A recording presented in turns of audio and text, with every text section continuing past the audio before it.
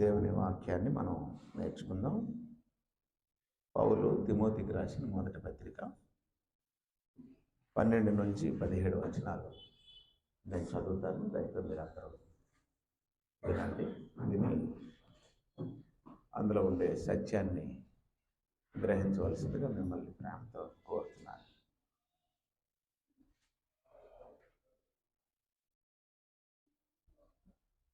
తిమోతికి రాసిన మొదటి పత్రిక 1వ అధ్యాయము 12 నుండి 17 వచనాలు.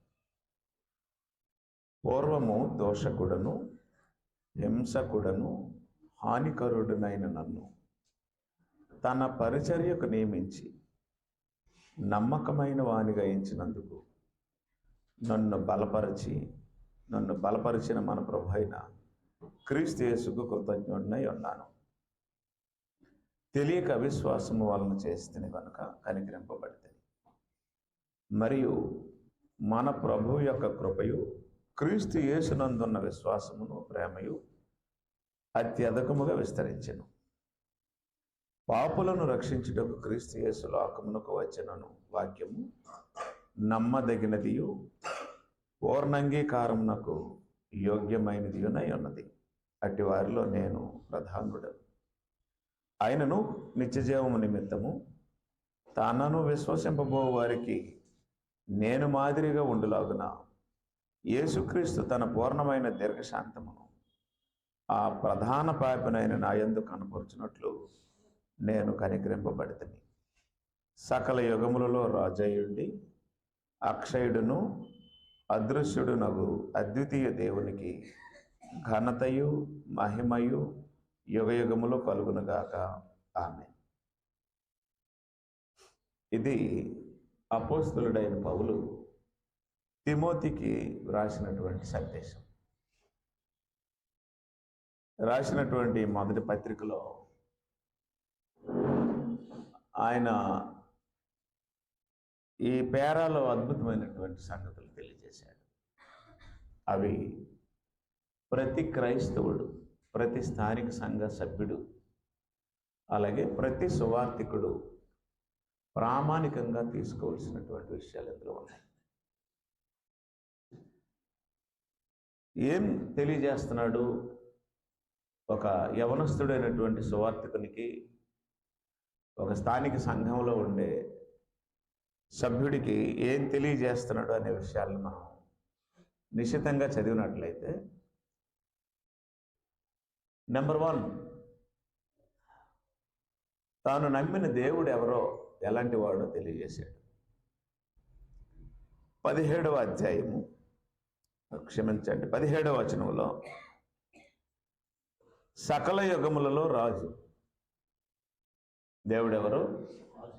సకల యుగములలో రాజు. మీకు దేవుడు అనే మాట వినబడిన వెంటనే గుర్తు రావాల్సిన విషయం ఏంటి అంటే, ఆయన రాజు లేదా ఘనమైన మహారాజు. మలాకి గ్రంథం 1:14. మనకి దేవుడు అనే మాట ఎప్పుడైనా చెవులో పడితే మనకు అర్థమవలసిన విషయం ఏంటంటే, ఆయన ఘనమైన మహారాజు. మలాకి గ్రంథం 1వ అధ్యాయము 14వ వచనంలో దేవుడే చెప్పాడు, నేను ఘనమైన మహారాజునై ఉన్నాను అని రాసి ఉంది.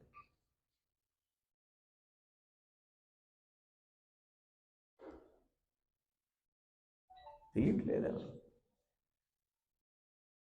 మలాకి గ్రంథం 1వ అధ్యాయం ఏమండి?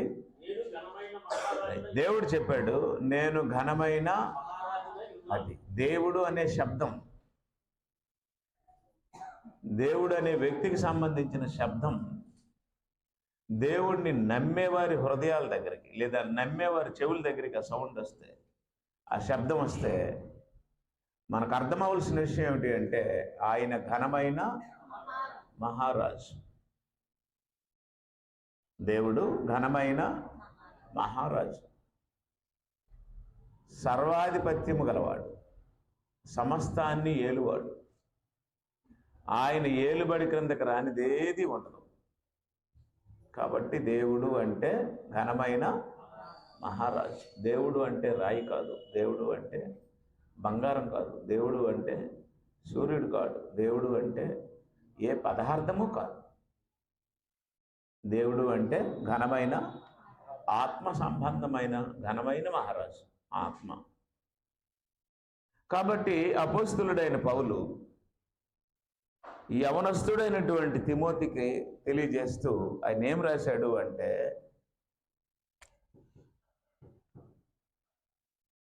నా దేవుడు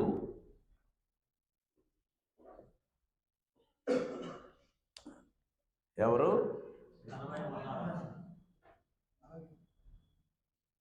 సకల యుగములలో రాజు. రాజ్యం ఆయనదే. ఆయన శాశ్వతమైనటువంటి రాజు అయి ఉన్నాడు. దేవుడు అనగానే ఒకటే గుర్తు రావాలమ్మా, ఆయన ఘనమైన మహారాజు. హృదయపు సింహాసనాల మీద తన నియమాలు రాసి పరిపాలించేవాడు దేవుడు. ఎంతటి బలమైన వ్యక్తులైనా సరే తన వాక్యం ద్వారా, తన పరిపాలన ద్వారా త్రిప్పగలిగిన వాడు దేవుడు. దేవుడు ఘనమైన మహారాజు. పౌలు తిమోతికి రాస్తూ ఏమన్నాడు అంటే, సకల యుగములలో రాజు. ఆయన ఎలాంటి వాడట? అక్షయుడు. దేవుడు ఎవరు? అక్షయుడు. అక్షయుడు అంటే నాశనం లేనివాడు. నాశనం అయ్యేవాడు దేవుడు కాడు. అంటే దేవుడు పదార్థం కాడు. పదార్థం ఏదైనా ఏమైపోద్ది? నాశనం అయిపోద్ది. కాబట్టి దేవుడు ఎవరు? పదార్థం కాడు, అక్షయుడు. అక్షయుడు అంటే క్షయము లేనివాడు, నాశనము లేనివాడు దేవుడు. నాశనం అయ్యే పదార్థాలకు సంబంధించిన వాడు కాడు ఆయన. లేదా నాశనం అయిపోయే పదార్థాలతో నిర్మించినటువంటి గుడుల్లో కూడా నివసించేవాడు కాడు ఆయన. దేవుడు అంటే అక్షయుడు. నువ్వు నమ్మిన దేవుడు ఎలాంటి వాడు అంటే అక్షయుడు. రెండు, ఆయన ఎవరు? అదృశ్యుడు. అదృశ్యుడు అంటే కంటికి, ఆయన కంటికి కనబడడు లేదా కనిపించిన వాడు. కంటికి కనిపించిన వాడు లేదా కంటికి కనబడడు. ఈరోజు అనేక మంది ఈ బైబిల్ చదివి ఏమంటున్నారంటే, దేవుడిని మేము చూసాం, దేవుడు మాతో మాట్లాడాడు, మాకు స్వరం వచ్చింది, పిలుపు వచ్చింది అని చెప్పిన వాళ్ళు ఉన్నారు. మీరు వినే ఉంటారు అక్కడక్కడ. సత్య గ్రంథం ఏం చెప్తుంది, పరిశుద్ధ గ్రంథం ఏం చెప్తుంది అంటే, దేవుడు అదృశ్యుడు. దేవుడు అదృశ్యుడు అంటే కంటికి, ఆయన కంటికి కనిపిస్తే పదార్థం అవుతాడు, అదృశ్యుడు అవడం. ఆయన కంటికి కనిపించేవాడు కాడు. పౌలు నమ్మిన దేవుడు, పౌలు రాసిన దేవుడు, పౌలు ప్రకటించిన దేవుడు, మనం నమ్మవలసిన దేవుడు, మనం నమ్మే దేవుడు కంటికి కనిపించడు. ఆయన అదృశ్యుడు. అక్షయుడు అంటే నాశనము లేనివాడు, అదృశ్యుడు అంటే కంటికి కనిపించినవాడు, అద్వితీయుడు. నాలుగో విషయం ఏం చెప్పాడు? అద్వితీయుడు. అద్వితీయుడు అంటే ఒక్కడే. అలాంటి వాడు ఒక్కడే. ఆయన ఒక్కడే దేవుడు.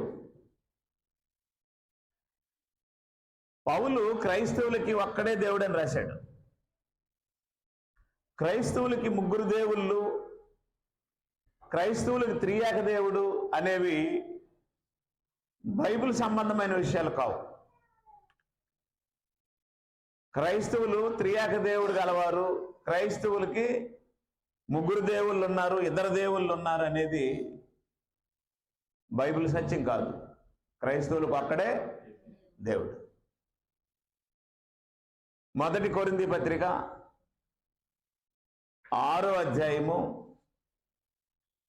లేదా 8వ అధ్యాయము 6వ వచనం మనం చదివినట్లయితే 8:6లో ఇలా రాసి ఉంది. పౌలు కొరింథీయులకు రాసిన మొదటి పత్రిక, ఆకాశమందైనను భూమి మీద అయినను దేవతలు అనబడినవి ఎన్నను మనకు ఒక్కడే, అది ఆయన. ఇప్పుడు మనం దేవుడిని ఏమని పిలాలి? తండ్రి. అది దిద్దాం మనం. అలా దిద్దుకోవడం చాలా మందికి ఇష్టం లేదు.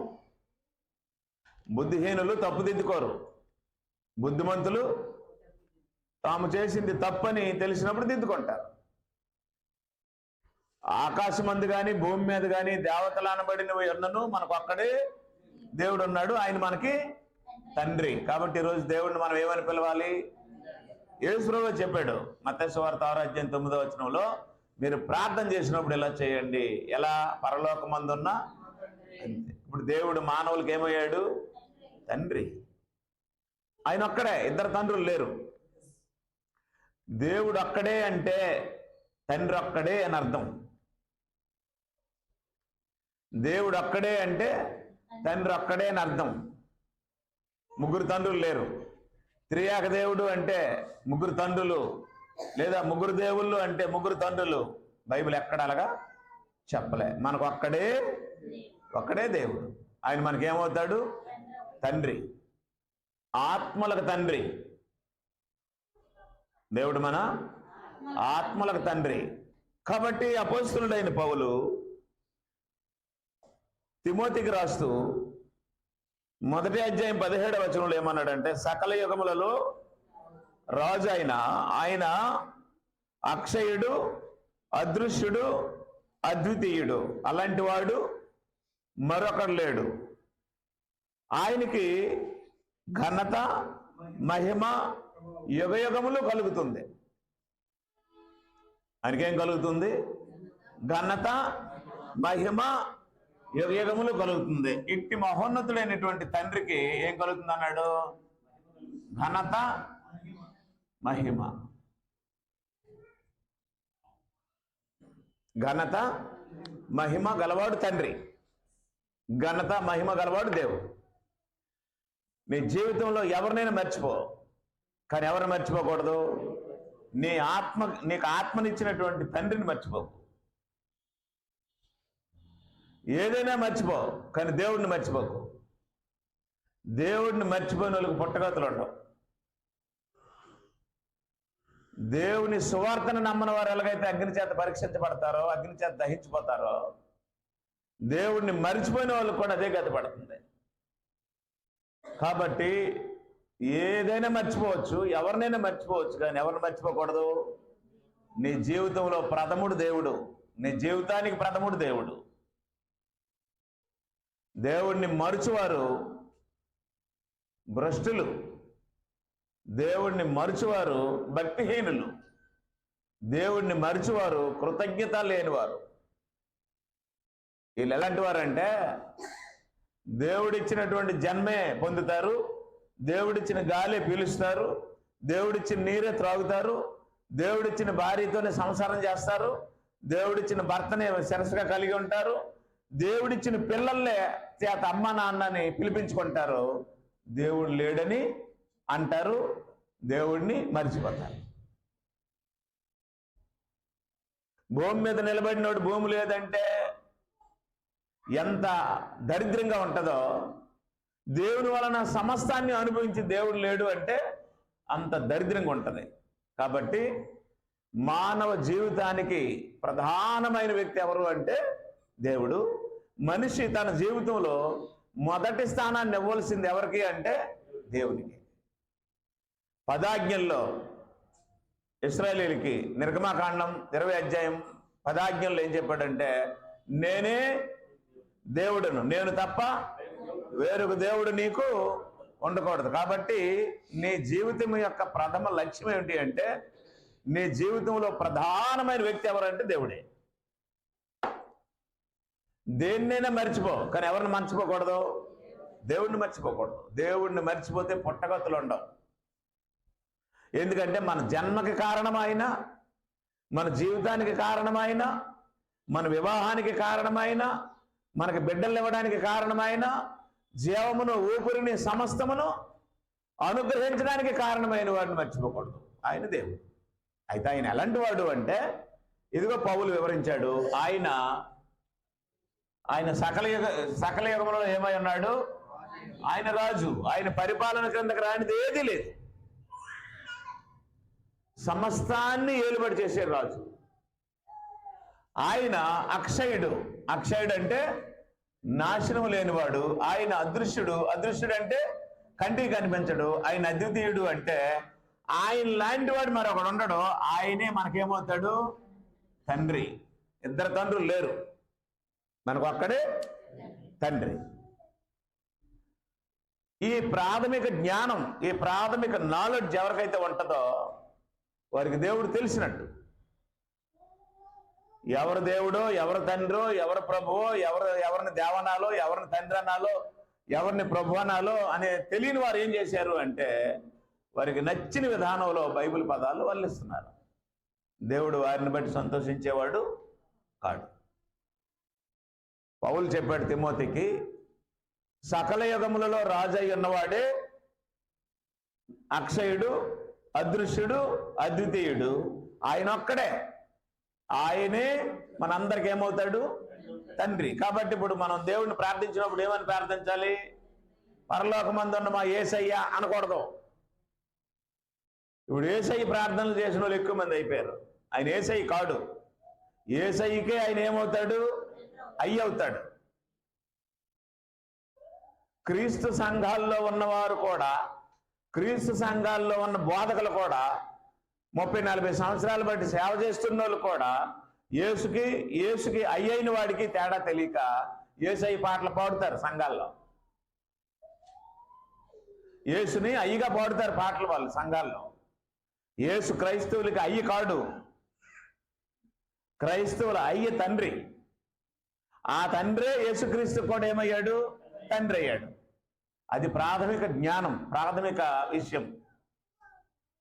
కాబట్టి పౌలు తిమోతికి రాస్తే ఏం చెప్పాడు అంటే, సకల యుగములలో రాజు ఆయన అక్షయుడు, అదృశ్యుడు, అద్వితీయుడు. ఆయనకే ఏం చెల్లాలి? ఘనత, మహిమ యుగయుగములు చెల్లాలి. ఆయన మహిమ స్వరూపి. అప్పుడు పౌలు యేసు ప్రభు గురించి రాశాడు. పౌలు ఎవరి గురించి రాశాడు? పౌలు యేసు ప్రభు గురించి రాశాడు. ముందు నా దేవుడు అని రాశాడు, తర్వాత నా ప్రభు. ఎవరు? యేసు ప్రభు. నా ప్రభు యేసుక్రీస్తు. యేసుక్రీస్తు గురించి రాస్తూ ఆయన ఏమంటాడు అంటే 12వ వచనంలో, పూర్వమందు దోషకుడును హింసకుడును హానికరుడైన నన్ను తన పరిచర్యకు నియమించి నమ్మకమైన వానిగా ఇచ్చినందుకు నన్ను బలపరిచిన మన ప్రభు అయిన క్రీస్తు యేసుకు కృతజ్ఞుడై ఉన్నాను. ఎవరైనా క్రీస్తు పౌలుని ఏం చేశాడట? బలపరిచెను. కాబట్టి ఇప్పుడు ఈ బలపరిచినటువంటి పని ఎవరు చేస్తారు? యేసు ప్రభు చేస్తాడు. ఒక వ్యక్తిని పరిచర్యకు బలపరిచేది ఎవరు? యేసు ప్రభు. సరే, యేసు ప్రభుకి ఎంతమంది శిష్యులు? ఆ 12 మంది శిష్యులు ఏం చేశాడు? ఆయన బలపరిచాడు. బలపరిచి మరణం వరకు వారికి నేర్పవలసిన విషయాలన్నీ నేర్పి, మరణానికి ముందు, మరణానికి తర్వాత వాళ్ళకి ఏం చెప్పాడు అంటే, మీరు సర్వలోకానికి, సర్వ సృష్టికి వెళ్ళి సువార్తను ప్రకటించండి. నమ్మి బాప్తిసం పొందినవాడు నమ్మని వానికి. కాబట్టి వ్యక్తిని బలపరిచేది ఎవరు? యేసుప్రభు బలపరుస్తాడు. పౌలు అంటాడు, నన్ను బలపరిచాడు ఆయన. యేసు ప్రభు నన్ను బలపరిచాడు. నన్ను బలపరిచిన వాడు నా ప్రభు అని చెప్పాడు. శిష్యుల్ని బలపరిచాడు యేసు ప్రభు. శిష్యుల్ని స్థిరపరిచాడు యేసు ప్రభు. శిష్యులకి వాక్యం నేర్పించాడు యేసు ప్రభు. శిష్యులకి మాదిరి చూపించాడు యేసు ప్రభు, శిష్యుల్ని స్థిరపరిచాడు యేసు ప్రభు. యేసు ప్రభు చేసిన మొట్టమొదటి సూచక్రియ నీళ్లను ద్రాక్షరసంగా మార్చాడు. ఎక్కడ? కానా విందులో నీళ్లను ద్రాక్షరసంగా మార్చాడు. నీళ్లను ద్రాక్షరసంగా మార్చడం అనేది పెళ్లిలో ద్రాక్షరసమైనందుకు చేశాడా, తాను దేవుని కుమారుడని నిరూపించుకోవడానికి చేశాడా, శిష్యులు ఆయన విశ్వసించడానికి చేశాడా? 11వ వచనంలో అంటాడు, అందువలన ఆయన శిష్యులు ఆయన యందు విశ్వాసం ఉంచరి. యేసునందు తన శిష్యుల్ని బలపరచడానికి, తాను దేవుని కుమారుడని శిష్యుల్ని నమ్మడానికి సూచక్రియలు చేశాడు. అదే సంగతి యోహాను చివరాధ్యాయంలో కూడా రాశాడు. యేసు దేవుని కుమారుడైన క్రీస్తు అని మీరు నమ్మునట్లు, నమ్మి ఆయన నామమందు విశ్వాసం ఉంచినట్లు ఈ క్రియలు చేయబడ్డాయి అని రాశాడు. యేసు ప్రభువు చేసిన సూచక్రియలు సర్వలోకానికి ఇలా చేయబడతాయని కాదు, సర్వలోకానికి సర్వ సృష్టికి సువార్తను మోసుకెళ్ళడానికి సిద్ధపరచబడిన శిష్యుడు ఆయనను నమ్మినట్లు చేయబడ్డాయి. కాబట్టి పౌలు ఏమంటాడంటే, నన్ను బలపరిచిన వాడు ఆయన. ఎవరు? యేసు ప్రభు చేత బలపరచబడ్డాడు ఆయన. గలతీయులకు రాసిన పత్రిక ఎలా బలపరచబడ్డాడో చూడండి. పౌలు యేసు ప్రభువు చేత ఎలా బలపరచబడ్డాడో చూడండి. గలతీయులకు రాసిన పత్రిక 1వ అధ్యాయం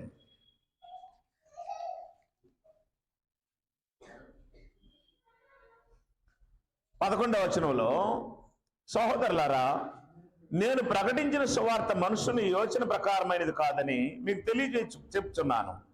మనుషుని వలన దానిని నేను పొందలేదు, నాకెవడూ దాన్ని బోధింపలేదు, కానీ యేసుక్రీస్తు బయలుపరచుట వలననే అది నాకు లభించినది.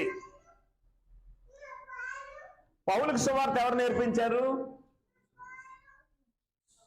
అమ్మా జాగ్రత్త వినండి. 12 మంది శిష్యులకు సువార్త ఎవరు నేర్పించారు?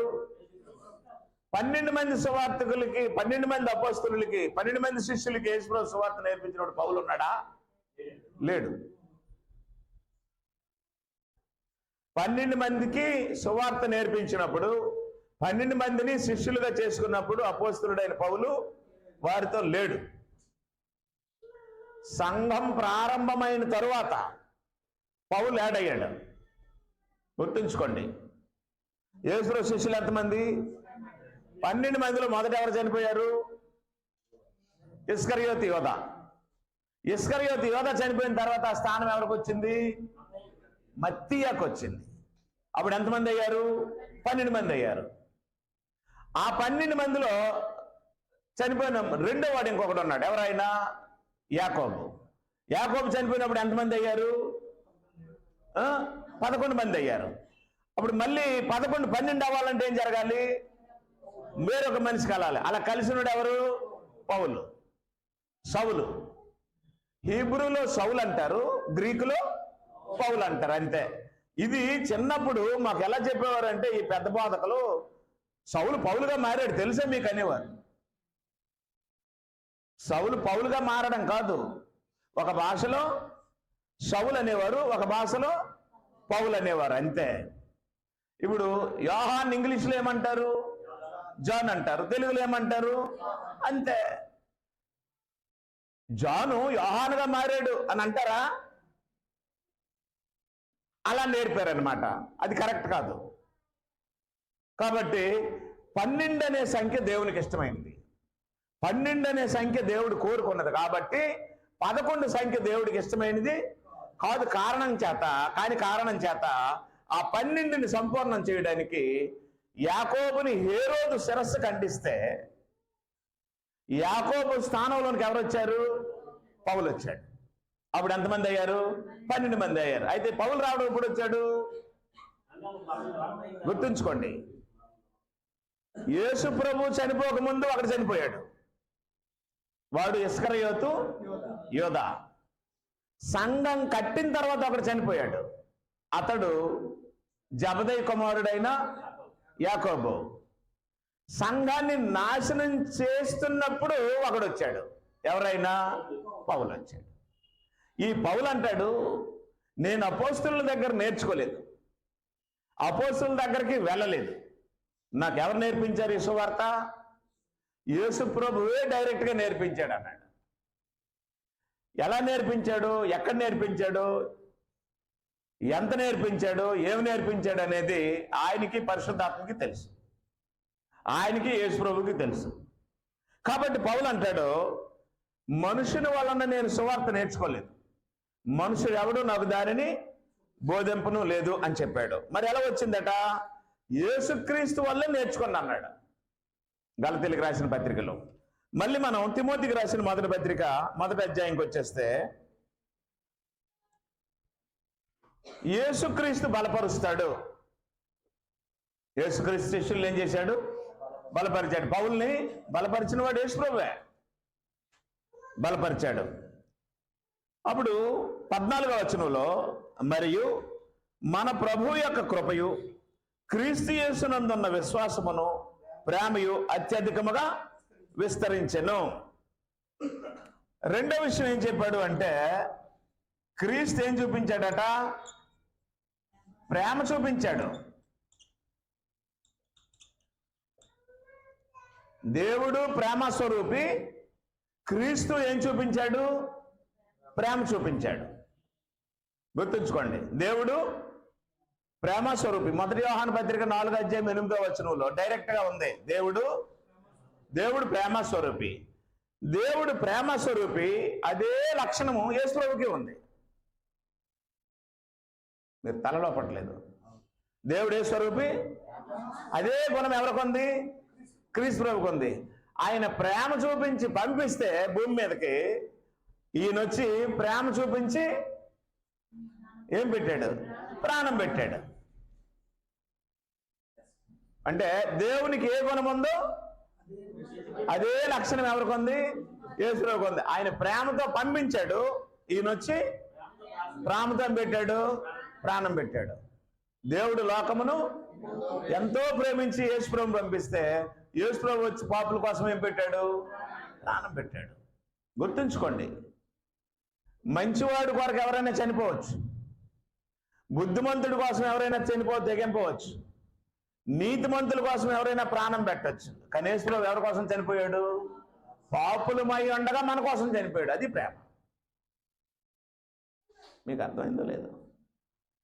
పలానోళ్ళు మంచోళ్ళండి, నేను వాళ్ళ కోసం ప్రాణం పెట్టానండి అంటే, శబాష్, మంచోళ్ళ కోసం ప్రాణం పెట్టావు అనొచ్చు. కానీ యేసు ప్రభువు ప్రాణం పెట్టింది ఎవరి కోసం? దుర్మార్గులమి పాపులమైన మన కోసం ప్రాణం పెట్టాడు. అందులో ఏముంది? ప్రేమ ఉంది.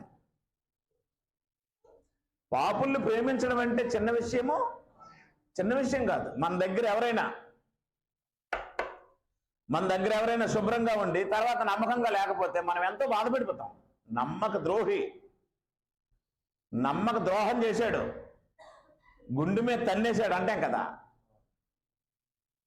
ఇలాంటోడని మేము అనుకోలేదు, కొంప తీశాడు అని అంటాం కదా. అలాంటి మన కోసం ఏం పెట్టాడు ఆయన? ఇప్పుడు చెప్పండి, ఆయన ఎన్నిసార్లు అనుకోవాలి మరి ఇలాగా? ఇప్పుడు ఒక మనిషి మనకి ఏదైనా చేస్తే మనం వాళ్ళకి అనుకుంటాం కదా. ఇప్పుడు యేసు ప్రభువు ఎన్నిసార్లు అనుకోవాలో చూడండి అలాగా.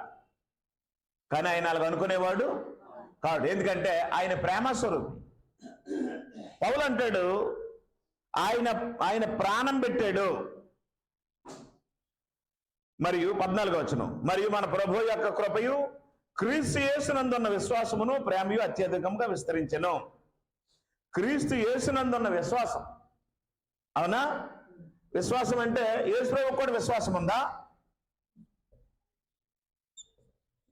క్రీస్తు విశ్వాసానికి కర్త. విశ్వాసమునకు ఏమై ఉన్నాడు? కర్త, దాన్ని కొనసాగించేవాడు. విశ్వాసం ఎలా ఉంటుందో చూడాలనుకుంటే యేసు ప్రభువుని చూడండి. నమ్మకం ఎలా ఉంటుందో చూడాలనుకుంటే యేసు ప్రభువుని చూడండి. నమ్మక ద్రోహం ఎలా ఉంటుందో చూడాలనుకుంటే ఇస్కరియోతు యోధాను చూడండి. ప్రాణం పెట్టడం ఎలా ఉంటుందో యేసు ప్రభువుని చూడండి. ప్రాణం తీసేయడం ఎలాగుంటుందో ఇస్కరియోతు యోధాను చూడండి. ప్రాణాన్ని దారం చేయడం ఎలాగుంటుందో యేసుప్రభుని చూడండి. డబ్బు సంపాదించుకోవడానికి ఒక మనిషిని అప్పగించే గుణం ఎలాగుంటుందో ఇస్కరియోతు యోధాను చూడండి. నిర్దోషిని అమ్మేశాడు. ఎవరు? నిర్దోషిని అమ్మేశాడు 30 వెండి నాణాలకి. ధనము సమస్త కీడులకు ధనాపేక్ష కలిగి నిర్దోషిని అమ్మాడు. దోషుల కొరకు ప్రాణం పెట్టాడు యేసు ప్రభు. కాబట్టి ఆయన విశ్వాస కాదు, విశ్వాసానికే కర్త. విశ్వాసం ఎలాగుంటుందో యేసు ప్రభువుని చూస్తే తెలుస్తుంది. నమ్మకం ఎలాగుంటుందో యేసు ప్రభువుని చూస్తే తెలుస్తుంది. కృతజ్ఞత ఎలాగుంటుందో యేసు ప్రభువుని చూస్తే తెలుస్తుంది. నమ్మక ద్రోహం ఎలాగుంటుందో ఇస్కరియోతు యోధాను చూస్తే తెలుస్తుంది. యేసు ప్రభు ఇస్కరియోతు యోధా గురించి ప్రవచించాడు. యేసు ప్రభు పేతురు గురించి కూడా ప్రవచించాడు. నన్ను ఎరగనని నువ్వు మమ్మారు చెప్తే కానీ కోడుకు ఇది అన్నాడు.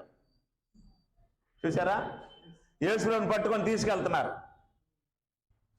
అక్కడ చలి కాచుకుంటున్నాడు పేతురు. ఒక అమ్మాయి చూసి, నువ్వు కూడా ఆయన శిష్యుల్లో ఒకడవ కదా అని అన్నది. ఆయన ఎవరో నాకు తెలియదు అన్నాడు. అది లాస్ట్లో మూడోసారి చెప్పిన మాట. యేసు ప్రభు పక్క నుంచి వెళ్ళిపోయి పేతురు ముఖం ఇలా చూస్తాడు. పేతురు దొంగ ముఖం అయిపోయింది. సినిమాలో చూశాను నేను. కరుణామయుడు సినిమా వచ్చింది కదా, పేతురు ముఖం ఏ ముఖం అయిపోయింది? పేతురు సిగ్గుపడిపోయాడు. 3.5 సంవత్సరాలు ఆయన పక్కన కూర్చొని తిన్నాడు. 3.5 సంవత్సరాలు ఆయన అడుగుజాడల్లో నడిచాడు. 3.5 సంవత్సరాలు ఆయన చేసిన సూచక్రియలు మాతకార్యాలు చూచాడు. 3.5 సంవత్సరాలు ఆయన పక్కన కూర్చొని తిన్నాడు. ఆయన ఎవరో నాకు అంత కంటే ఘోరం ఇంకేదో ఉంటుంది చూడండి. అయినా సరే యేసుప్రభు ఏమన్నాడంటే, నా గొర్రెలు నువ్వే కాస్తావు, నీకు అప్పచెప్తాను అన్నాడు. అది నమ్మకం అంటే. పౌలు అంటాడు, యేసుప్రభు విశ్వాసానికి కర్త. ఆయన ప్రేమ స్వరూపి. అప్పుడు 15వ వచనంలో, పాపులను రక్షించుటకు క్రీస్తు యేసు లోకమునకు వచ్చిన వాక్యము నమ్మదగినదియు పూర్ణంగీకారమునకు యోగ్యమైనది అయిన ఉన్నది, అటివారిలో నేను ప్రధానుడును అన్నాడు. ఇప్పుడు ఎందుకు వచ్చాడు యేసుప్రభు? యేసుప్రభు ఎందుకు వచ్చాడండి? నీతిమంతులు రక్షించడానికి వచ్చాడా? పాపులు రక్షించడానికి వచ్చాడా? పాపులా? వెరీ గుడ్, రక్షకుడు. యేసుప్రభు ఎవరు? పాపుల రక్షకుడు. పాపికాడైనా ఆయన జీవితమే పరిశుద్ధమైనది, ఆయన జన్మ పరిశుద్ధమైనది, ఆయన మాటలు పరిశుద్ధమైనవి, ఆయన అడుగులు పరిశుద్ధమైనవి, ఆయన చూపులు పరిశుద్ధమైనవి. పాపులలో కూడా చేరని వాడు, ప్రత్యేకంగా జీవించాడు. పాపము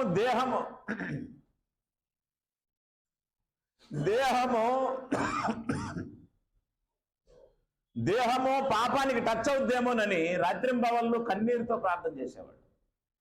మహారోదనతోనూ కన్యలతోనూ తన్ను మరణము నుండి రక్షింపగల దేవునికి దినదినము ప్రార్థన చేసేవాడు. అలాంటి పరిశుద్ధుడు యేసుప్రభు. యేసుప్రభు గురించి అలా రాశాడు. అప్పుడు 16లో అని అంటాడు, ఆయనను నిత్య జీవము నిమిత్తము తనను విశ్వసింపే వారికి నేను మాదిరిగా ఉండులాగున యేసుక్రీస్తు తన సంపూర్ణమైన దీర్ఘశాంతమును ఆ ప్రధాన పాపనైన నా యందు కనపరచెను. యేసుప్రభు గురించి మరొక మాట చెప్పాడు. యేసుప్రభు ఎవరట? క్రీస్తు ఎలాంటి వాడు? దీర్ఘశాంతుడు.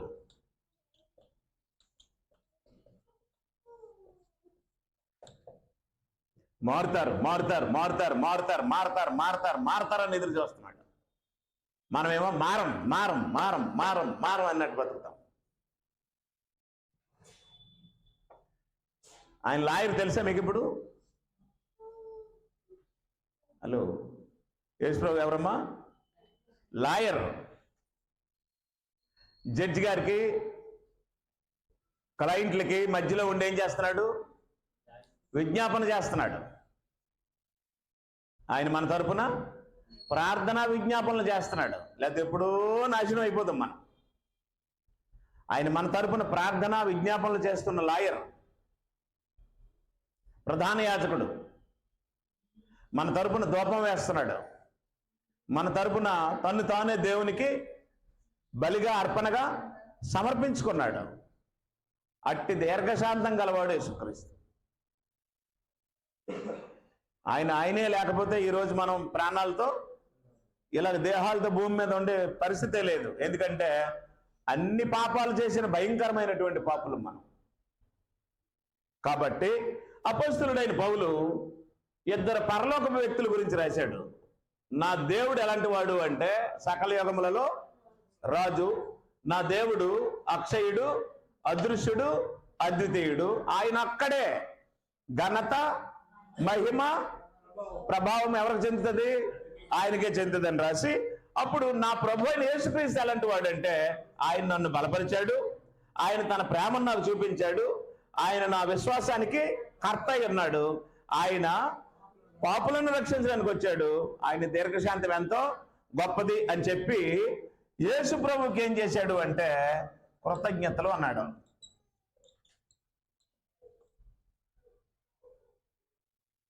యేసు ప్రభుకి ఏం చెల్లిస్తున్నాడు? కృతజ్ఞతలు చెల్లిస్తాను అన్నాడు. ఇప్పుడు మహిమకి, ఘనత మహిమకి కృతజ్ఞతలకి తేడా ఏంటి?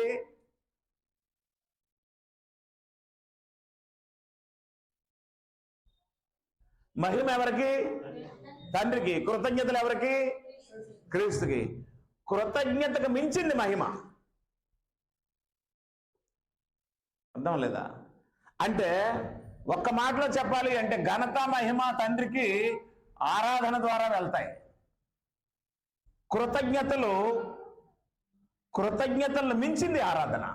కృతజ్ఞతలు అంటే మేలు, ప్రాణం పెట్టాడు. అర్థం లేదా? ఆరాధన వేరు, కృతజ్ఞత వేరు. చేసిన మేలుకి ఏమంటాం? థ్యాంక్స్ అండి, కృతజ్ఞతలు అండి అంటాం కదా, అది ఆరాధన కాదు. చేసిన మేలు మర్చిపోకుండా ఉండేది కృతజ్ఞత అయితే, ఆ మేలు చేయడానికి ఆయన్ని పంపించింది ఎవరు? తండ్రి అయిన దేవుడు. కాబట్టి ఆయనకి ఏం చెల్లుతుంది? ఆరాధన, ఘనత మహిమ ఆరాధనలో ఆయనకి చెల్లిస్తూ యేసు ప్రభుకి ఏం చెల్లిస్తున్నాడు? కృతజ్ఞతలు చెల్లిస్తున్నాడు. యేసు ప్రభు ఏం తక్కువ వాడేమి కాదు. ఆరాధన ఎవరికి? తండ్రికి. కృతజ్ఞతలు ఎవరికి? కుమారుడికి. అయితే ఎందుకు ఇవి చేయవలసినటువంటి పరిస్థితి వచ్చింది అంటే, పౌలు తన యొక్క జీవితానికి సంబంధించి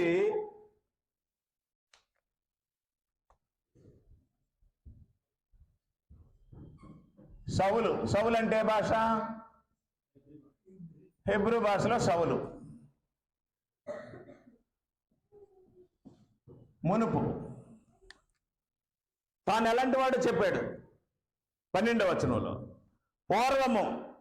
పూర్వం అంటే రక్షింపబడిన తర్వాత, రక్షణకు ముందా? ఇది మనకి కూడా ఉంటుంది స్థితి. మనిషికి 2 స్థితులు ఉంటాయి: రక్షణకు ముందు స్థితి, రక్షణ తర్వాత స్థితి. ఏ స్థితిలోనైనా ఒకలాగే ఉంటే దేవుడు కూడా మార్చలేడు. కానీ రక్షణకు ముందు స్థితి ఒకలాగా ఉంటుంది, రక్షణకు తర్వాత స్థితి ఒకలాగా ఉంటుంది. సీతాకోక చిలుక తెలుసా మీకు? తెలీదు. గొంగళపురుగు తెలుసా? తెలీదు. శ్రీకాకుళం తెలుసా? తెలీదు. ఏమీ తెలీదు. గొంగళపురుగు ఎలాగ ఉంటుంది? అసహ్యంగా నల్లగా పోకూడదు ఉంటుంది, ఎగరదు. మరి సీతాకోక చిలుక ఎలాగ ఉంటుంది? చక్కగా అందంగా మన ఇళ్లల్లో డెకరేట్ చేసుకోవడానికి, దాని ఫోటోలు పెట్టుకోవడానికి, దాని బొమ్మలు పెట్టుకోవడానికి అద్భుతంగా కనిపిస్తుంది. మీకు అర్థమైంది కదా? గొంగళపురుగుని ఎవరైనా అలా పెట్టుకుంటారు ఇంట్లోకి వస్తే ఏం చేస్తారు? తీసి చీపురుతోనో లేదా దేనితోనని తీసి అవతల పడేస్తాం. అసహ్యం దాన్ని మొత్తం. అదే గొంగళపురుగు ఏమవుతుంది? సీతాకోక చిలుక అవుతుంది. కాబట్టి మునపటి స్థితి, తర్వాత స్థితి, 2 స్థితులు ఉంటాయి. క్రైస్తవులకు కూడా అన్యస్థితి ఉంటుంది, క్రైస్తవ స్థితి ఉంటుంది. పౌలుకు కూడా సౌలు స్థితి ఉంది, పౌలు స్థితి ఉంది. మునుపు ఎలాంటి స్థితిలో ఉన్నాడట? పూర్వము దోషకుడు, హింసకుడు, హానికరుడు. పూర్వం ఇక మునుపు అని రాశాను కదా.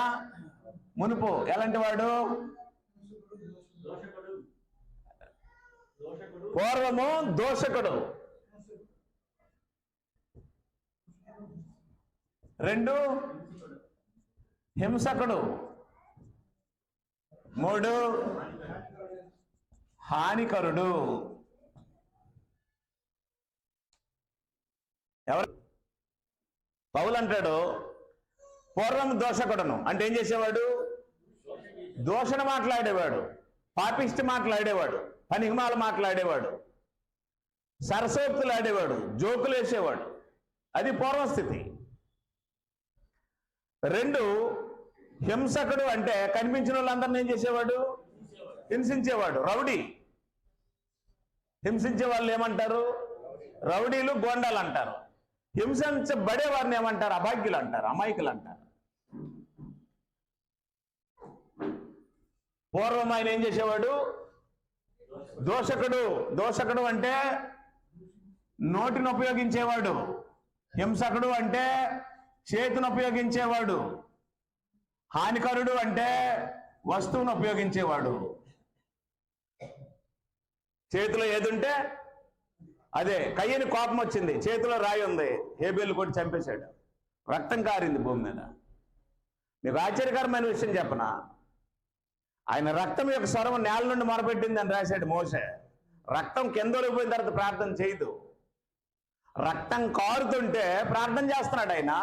ప్రార్థన చేస్తున్నోడిని కొట్టి చంపేస్తున్నాడు వీడు. సిచ్యువేషన్ ఊహించుకోండి. హేబేలు ఏం చేస్తున్నాడు? ప్రార్థన చేస్తున్నాడు. కయ్యను ఏం చేస్తున్నాడు? కొట్టేస్తున్నాడు. తిరిగి కలపడ్డం కానీ, ఎదిరించడం కానీ, కొడుతున్నోడిని ఆపడం కానీ చేయలే. ఆయన ప్రార్థన చేసుకుంటున్నాడు స్టెఫన్ మాదిరిగా. ఊరందరూ రాళ్ళు పెట్టుకొని వచ్చి స్టెఫన్ కొడుతున్నారు. స్టెఫన్ ఏం చేస్తున్నాడు? మోకాల్లోని ప్రార్థన చేస్తున్నాడు. ఆ రాళ్ళు అడ్డుకోలేదు, కొడుతున్న వాళ్ళు దూషించలేదు. అయినా రక్తం కారి ఏమైపోయాడు? చనిపోయాడు. స్టెఫన్ చనిపోయాడు. ఈ దోషం వారి మీద ఆ మోపొద్దు, నా ఆత్మను చేర్చుకున్నాడు. అదే పద్ధతిలో కయ్యూన్ అనే ఒక సాతాను పట్టిన దుర్మార్గుడు వచ్చి హేబేల్ అనే ఒక భక్తిపరుడిని కొడుతుంటే ఆ భక్తిపరుడు ఏం చేసుకుని ఉన్నాడు? ఉండిపోయాడు. అలా ప్రార్థన చేసుకుని మోకరించుకుని ఉండిపోతే ఈ దుర్మార్గుడు మోకరించిన వాడిని ఏం చేస్తున్నాడు? కొట్టేస్తున్నాడు. గొర్రెని కొయ్యడం అంటే అది, గొర్రెని చంపడం అంటే అది. గొర్రె తిరగబడుతుందా? కాబట్టి ఏం జరిగిందంటే, నేను దోషకుడును, హింసకుడును, హానికారుడును, అది నా మునపటి స్థితి, నేను అలాగుండేవాడిని అని చెప్పాడు. తర్వాత 15వ వచనంలో, పాపులను రక్షించుటకు క్రీస్తు యేసు లోకమునకు వచ్చిన వాక్యము నమ్మదగినదియు పూర్ణంగీకారమునకు యోగ్యమైనది నేను ఉన్నది. అట్టి వారిలో నేను రైట్ మామూలు పాప, ప్రధాన పాప. పాపులలో ముఖ్యుడు, పాపులలో ముఖ్యుడు అంటే బ్యాచ్ లీడర్ అన్నమాట. పాపులనే ఒక బ్యాచ్ ఉంటే ఆ బ్యాచ్ని ఏం చేసేవాడు? ఒక బ్యాచ్ ఉంటుంది, ఆ బ్యాచ్కి ఎవరు ఉంటారు? ఒక లీడర్ ఉంటాడు కదా. పాపుల బ్యాచ్కి లీడర్. పాపులలో ప్రధానుడిని అన్నాడు. అంటే ఏం చేస్తున్నాడు? గ్రేట్ గా చెప్పుకుంటున్నాడా? పాపాలు ఒప్పుకుంటున్నాడా? పాపాలు ఒప్పుకుంటున్నాడు. పాస్టర్లు గ్రేట్ గా చెప్పుకుంటారు అవి. నేను పూర్వం విషపు మనిషిని, నేను పూర్వం వ్యభిచారిని, నేను పూర్వం లవర్ని, నేను పూర్వం యాక్టర్ని, నేను పూర్వం అలాంటి వాడిని అని చెప్పుకొని అతిశిస్తారు వాటి యందు. పౌలు వీటి యందు అతిశయించట్లా. నేను ఇంత దరిద్రుణ్ణి అని చెప్తున్నాడు. అర్థం లేదా? నేనెంత దరిద్రుడిని, పాపులలో నేను ప్రధానుడిని అని తన పూర్వపు జీవితాన్ని తెలియజేస్తున్నాడు. చేస్తూ అటు వారిలో నేను ప్రధానుడిని అని అన్నాడు. అప్పుడు 16లో ఆయనను నిత్యజీవము నిమిత్తమును తనను విశ్వసింపబో వారికి నేను మాదిరిగా ఉండులాగున యేసుక్రీస్తు తన సంపూర్ణ దీర్ఘశాంతమును ఆ ప్రధాన పాపినైన నాయందు కనపరుచున్నట్లు నేను కనికరింపబడితిని అన్నాడు. ఇప్పుడు ఏం జరిగింది?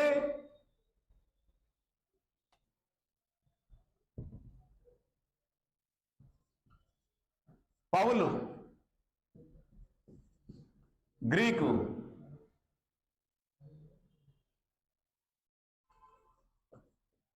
ఇప్పుడు ఇదేమో అప్పుడు. ఒకే మనిషి, ఆయన పేరు ఆ భాషలో సౌలు అని పిలువబడుతుంది, ఈ భాషలో పౌలు అని పిలువబడుతుంది. ఇప్పుడేం చెప్పాడు? ఇప్పుడు ఆయనకి జీవితం గురించి ఏం చెప్పాడు?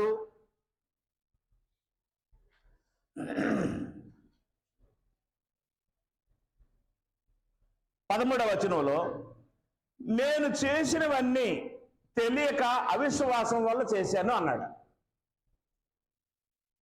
ఎలా చేశాడట? తెలియక అవిశ్వాసం వల్ల చేసి తిని అన్నాడు. అమ్మా నా వైపు చూడండి, ఇది అవిశ్వాసపు స్థితి, ఇది విశ్వాసపు స్థితి. అంటే ఇప్పుడు ఇవన్నీ తెలిసి చేశాడా, తెలియక చేశాడా? చెప్పట్లేదు మీరు. తెలియక చేశాడు. ఇప్పుడు ఏమన్నాడు? తెలిసి మరి చెయ్యను. అర్థం లేదా? నేను చేసినవన్నీ తెలియక చేశాను, ఇప్పుడు నాకు అవన్నీ తెలియక చేశానని తెలిసింది. ఇప్పుడు తెలిసి మరి చెయ్యను. ఇప్పుడు చెప్పండి, ఆయన నోటిని ఒకప్పుడు దేనికి ఉపయోగించేవాడు? దూషణకి. ఆయన చేతిని దేనికి ఉపయోగించేవాడు? హింసించడానికి. ఆయన ఒక వస్తువుని దేనికి ఉపయోగించేవాడు? హాని చేయడానికి ఉపయోగించేవాడు. ఇప్పుడు ఆ నోటిని దేనికి ఉపయోగిస్తాడు? దేవుని కొరకు. ఆ చేతిని దేనికి ఉపయోగిస్తాడు? దేవుని కొరకు. ఆయన దగ్గర ఏదైనా వస్తువు ఉంటే దేనికి ఉపయోగిస్తాడు? దేవుని కొరకే. ఆయన దేహాన్ని దేనికి సమర్పించుకున్నాడు? దేవునికి సమర్పించేశాడు. మార్పు వచ్చిందా రాలేదా? ఎవరిలో? మనలో. సిగ్గులేదు మనకేం లేదు. మనం అనుకున్న మాటే మనం అనుకుంటాం కదా, నీకు సిగ్గులేదు అంటాం కదా.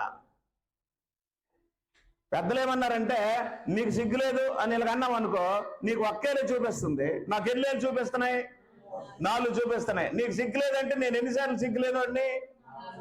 కాబట్టి ఇప్పుడు మనకేమి లేదు? సిగ్గులేదు. ఎన్నిసార్లు సిగ్గులేదు? 4 సార్లు సిగ్గులేదు, అయినా మారలేదు. అంటే నేను చెప్తుంటే నేను ఎవరి కోసం చెప్తున్నాను అన్నట్టుంది. బోర్డు మీద అర్థమట్లేదు మీకు. నేను చెప్తున్నది ఎవరి కోసం చెప్తున్నట్టుంది బోర్డు మీద?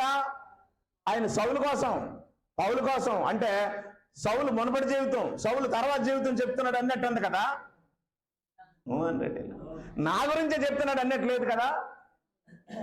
అలా లేకపోతే మనం మారం.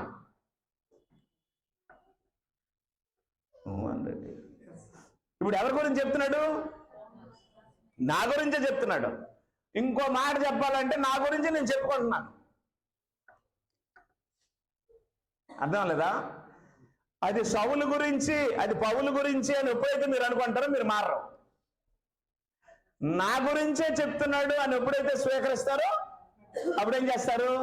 మారుతారు. ఇప్పుడు ఎవడో ఒక దాత మన ఊరు వచ్చి బోరింగ్ వేసాడు. బోరింగ్ ఇలా కొడితే ఏమొస్తుంది? బోరు కొడితే నీరు వస్తుంది కదా. ఏమనుకుంటారు? బోరేంచాడు వాళ్ళ కోసం అని అనుకుంటాం కదా. మరి నీకు దాహం వేసినప్పుడు ఎక్కడికి వెళ్తావు? అప్పుడు అది ఎవరి కోసం? నీకు పనికి వచ్చింది కదా. మీకు అర్థం అవ్వలేదా? నీరు ఎవరికి అక్కర్లేదు, జీవితపు మార్పు ఎవరికి అక్కర్లేదు, దేవుడు ఎవరికి అక్కర్లేదు, యేసు ప్రభువు ఎవరికి అక్కర్లేదు. ఇది పౌలుకు మాత్రమే సంబంధించింది అనుకుంటే మనం చచ్చినంత వరకు ఎలాగే ఉంటాం, మనలో మార్పులు ఉండవు. క్రీస్తు సంఘం అని అంటే అర్థం ఏంటంటే మార్చుకునేది. క్రీస్తు సంఘ సభ్యులు అంటే అర్థం ఏంటంటే మార్పు చెందేవారు. వారు మునపన్నటువంటి అన్యుల్లాగా ఉంటే క్రీస్తు సంఘం అవరు. కాబట్టి దేని విషయంలో నువ్వు మారాలో, దేని విషయంలో నేను మారాలో, దేని విషయంలో నీకు ఇంకా మార్పు అవసరమో, మారు మనసు అవసరమో మీరు చెక్ చేసుకోండి. పూర్వం హింసకుడు హానికారుడైన ఆయనే ఆయన ఆధిక్యతలన్నీ విడిచిపెట్టుకొని ఏమన్నాడంటే నేను పాపులలో ప్రధాన పాపిని అన్నాడు. ఆయన గురించి చదివితే మనకే లాభమో దొరకదు. ఆయన స్థానంలో మనల్ని పెట్టుకొని చదివితే మనకు లాభం దొరుకుతుంది. ఓకేనా? రైట్. 14లో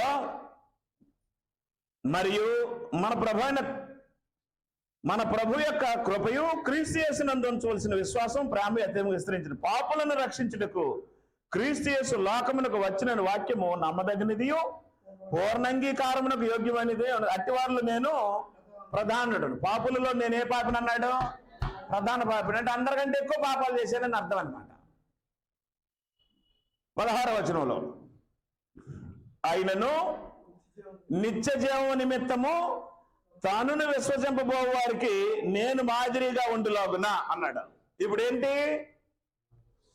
యేసు ప్రభు పౌల్ని రక్షించింది ఎందుకు? ఒకటి, తనేం పొందాలి? తను నిత్యజీవం పొందాలి. తను నిత్యజీవం పొంది మిగతా వాళ్ళకి ఏమవ్వాలి? మాదిరి అవ్వాలి.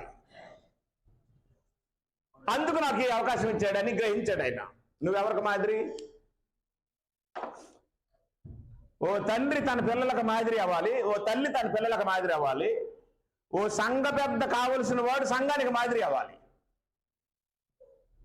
ఓ సువార్థికుడు స్థానిక సంఘ సభ్యులకు మాదిరి అవ్వాలి. పాయింట్ అర్థమైందా? ఎవరికైనా నిన్ను చూసి నేర్చుకోవడానికి ఏదైనా కనబడిందా?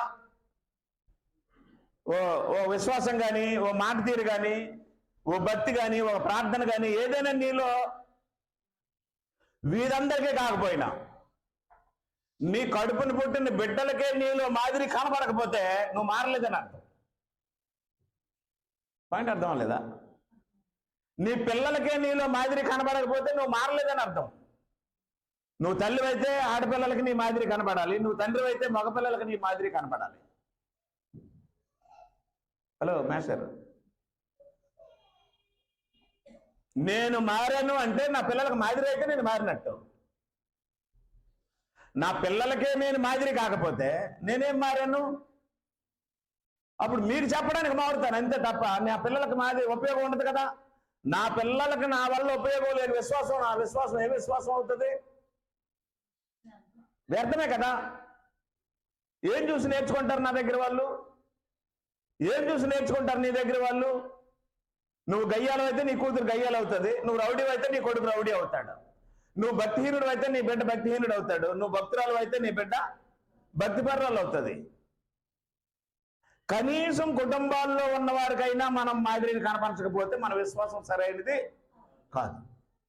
కాబట్టి పౌలు ఏమంటాడంటే, నెంబర్ 1 నేను నిత్యజీవం పొందాలి, నెంబర్ 2 నిత్యజీవానికి ఎవరైతే మారు మనసు పొందుతారో వారికి నేను మాదిరి అవ్వాలి. ఆయన అలాగే చెప్పాడు, నేను క్రీస్తుని పోలి నడుచుకొనిచున్నాను, మీరు నన్ను పోలి.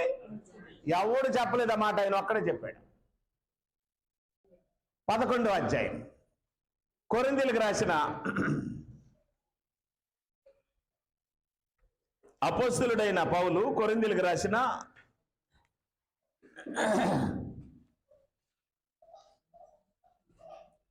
మొదటి పత్రిక 11వ అధ్యాయం. నేను క్రీస్తుని పోలి నడుచుకున్న ప్రకారము మీరు నన్ను పోలి. ఎవరు చెప్పగలరుగా? నేను చెప్పలేను,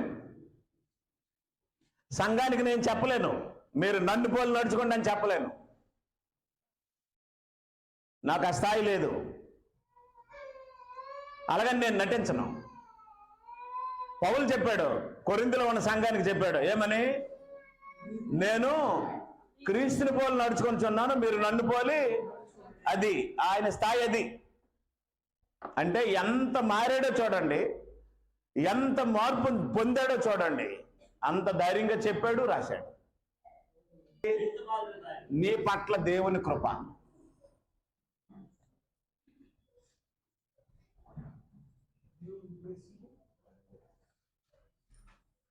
నీ పట్ల దేవుడు ఏం చూపించాడు?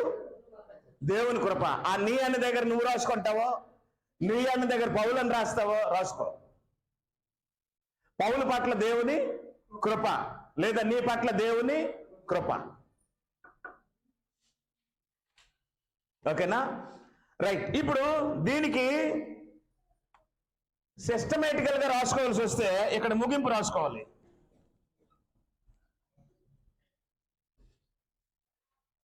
ఏం రాయాలి ముగింపు? ఈ సారమంతా, ఈ పాఠమంతా విన్న తర్వాత ముగింపు ఏంటి?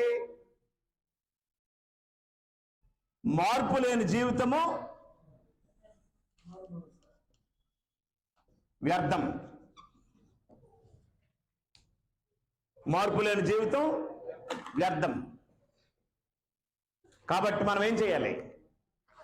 మార్చుకోవాలి, మారాలి. ఏం మారాలి? మునపటి జీవితానికి ఎప్పటి జీవితానికి బేరేజ్ వేసుకొని మార్చుకోవలసినవన్నీ ఏం చేయాలి? మార్చుకోవాలి. అలా మారకపోతే బాప్తిజం ఉంటుంది, ప్రభురాత్రి భోజనం ఉంటుంది, కానుకలేయడం ఉంటాయి, సంఘంలో యథావిధిగా జరుగుతున్నవన్నీ ఉంటాయి. కానీ నీలో నాలో ఏముండదు? మార్పు ఉండదు. మారకపోతే ఏముండదు? నిత్య జీవం ఉండదు. Big loss. మారకపోతే ఏముండదు? నిత్య జీవం ఉండదు. యేసుప్రభువు అంటాడు, ఒకడు లోకమంతా సంపాదించుకొని జీవాన్ని పోగొట్టుకుంటే వాడు బతికెందుకు? లోకమంతా సంపాదించుకున్నాడు, ఏం పోగొట్టుకున్నాడు? నిత్య జీవం పోగొట్టుకున్నాడు. మరి ఆ జన్మ ఎందుకు? ఆ బ్రతికెందుకు? ధనవంతుడు అష్టైశ్వర్యాలు భోగభాగ్యాలు అనుభవించాడు, అనుదినము ఓదారంగు వస్త్రాలు ధరించుకునేవాడు. చివరికి మార్పు లేని జీవితంలో చనిపోయాడు, పాతాళంలోకి వెళ్ళిపోయాడు, భయంకరమైన బాధ అనుభవించాడు. పుట్టకపోతే బెస్ట్ కదా? పుట్టకపోతే బెస్ట్, పుడితే మాత్రం డెఫినెట్గా ఏం చేయాలి? మార్పు చెందాలి. పౌలుకి అది దొరికింది. దాన్ని మహాభాగ్యంగా ఎంచుకొని తనకు జన్మనిచ్చినటువంటి దేవుడికి మహిమ, ఘనత, ప్రభావాలు చెల్లిస్తూ తన పట్ల ప్రేమను చూపించినటువంటి యేసుక్రీస్తుకి కృతజ్ఞతలు చెల్లిస్తూ తన మార్పు జీవితాన్ని మనకు తెలియజేశాడు. ఇప్పుడు దీన్ని తెలుసుకున్న తర్వాత ఇప్పుడు మనం ఏం చేయాలి? మార్చుకోవాలి. అంతే, ఇంకేం లేదు. మనకు ఒక రకమైన భాష అలవాటు, ఆ భాష మార్చుకోవాలి. మనకు ఒక రకమైన నడక అలవాటు, ఆ నడక మార్చుకోవాలి. మనకు ఒక రకమైన చూపుల అలవాటు, ఆ చూపులు మార్చుకోవాలి. మనకు ఒక రకమైన ఊహల అలవాటు, ఆ ఊహలు మార్చుకోవాలి. అమ్మో, నేను ఇలా చూస్తే, నేను ఇలా మాట్లాడితే, నేను ఇలా ప్రవర్తిస్తే నా నిత్య జీవం పోతుంది, పౌలు కంటే నేను ఎక్కువ వాడినేమి కాదని భయపడి ఒళ్ళు దగ్గర పెట్టుకొని జీవితాన్ని వాక్యానుసారంగా జీవించడానికి అలవాటు చేసుకోవాలి. అలా చదివితేనే బైబిల్ అండి. అలా కాకుండా ఏదో మన కాలక్షేపం కోసం ఎలాగోలా చదివేసి ఆరాధన చేసుకుని వెళ్ళిపోతే మనలో మార్పులు మారాలి. నాకు మరి అక్కర్లేదండి మార్పు, నేను మారిపోయానండి అన్నోళ్ళు ఎవరు లేరు. మనం మారుతూ ఉండాలి. ఇది ఎప్పుడు జరగాలంటే ప్రతిరోజు జరగాలి. ప్రతిరోజు జరగాలి, చచ్చినంత వరకు జరగాలి. మన పాపాలు ఒప్పుకుంటూ ఉండాలి, మనం ప్రార్థన చేస్తూ ఉండాలి, మనం మారుతూ ఉండాలి. మన మాదిరిని కనీసం మన ఇంట్లో వాళ్ళకి చూపించాలి. నా యజమాని ఇన్నాళ్ళ లేడు, నా భర్త మారాడు, నా భర్త మాటల్లో మార్పు వచ్చింది, చర్యల్లో మార్పు వచ్చింది, నిర్ణయాల్లో మార్పు వచ్చింది అని భార్యకి అర్థం అవ్వాలి. నా భార్య ఇన్నాళ్ళ లేదు, మార్పు వచ్చింది, ఆమె మాటల్లో మార్పు వచ్చింది, గుణంలో మార్పు వచ్చింది, ప్రవర్తనలో మార్పు వచ్చింది, నాకు లోబడ్డంలో మార్పు వచ్చిందని ఒక భర్త గ్రహించాలి. దాన్ని చూసిన పిల్లలు ఉంటే మా నాన్నలాగా ఉండాలి, మా అమ్మలాగా ఉండాలి అని ఒక మాదిరిని చూడాలి. ఒక కుటుంబం అలా మారి 10 కుటుంబాలు కలిసి ఆరాధిస్తే దేవుడికి మహిమ. మీ అందరికీ వందనాలు.